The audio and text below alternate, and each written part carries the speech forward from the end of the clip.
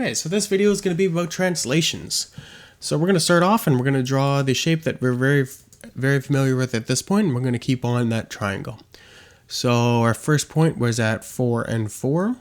As a reminder, I'm going to remind everyone that when we're using ordered pairs, we always start with the x value, then move on to the y value. So in this case, it would be 4 as our x value there, and our y value would be 4. That's our ordered pair.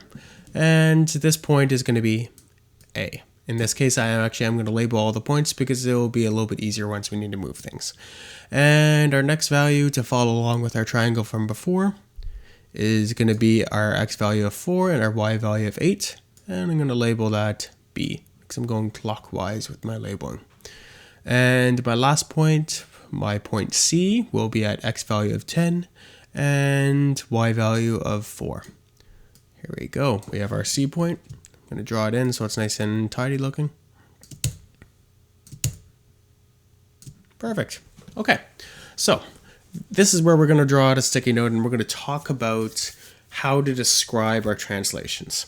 You might be familiar with move up by 2, then over by 6. There's a little bit of an issue on this. We could say that over, then right by 6 or left by 6, but it still could be a little bit better. We could go a little bit more technical. So we could say translate x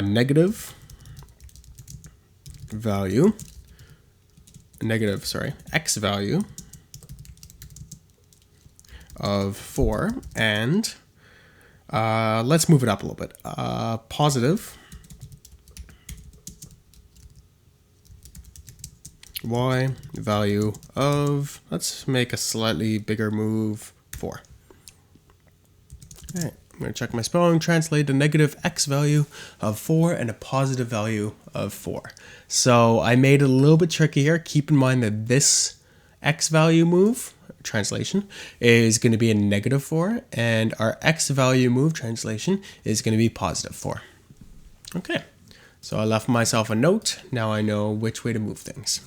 And I'm going to change the color on this one. I'm going to make it orange. So this is why we labeled the points, because we're going to move one point at a time before we draw in the shape itself. So translate a negative x value of 4. So if I'm already at 4 right now for x, I move it over by 4. So 4 minus 4, 0. Done. And a positive y value of 4. I'm already at 4. I add 4, 8. Done. So I'm going to draw in my point there. And I'm going to call it A. Same deal as before. I have a value of 8. Sorry, x should go first here. So I have a x value of 4 and it is negative. So I'm being pulled back to my 0 again, but they're not overlapping yet because I have not moved my y yet. So then a positive value of 4. So I'm going to bring it up to 12 because 8 plus 4 is 12.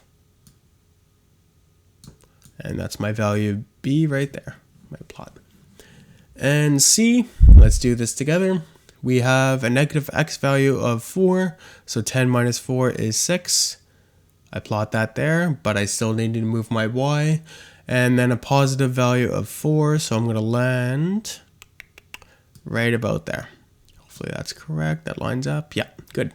All right, and that's my plot of C. Let's draw my line so it looks tidy.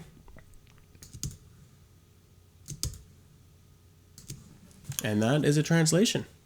So think of mandalas and stuff like that. Mandalas and those sort of patterned arts use a lot of translations.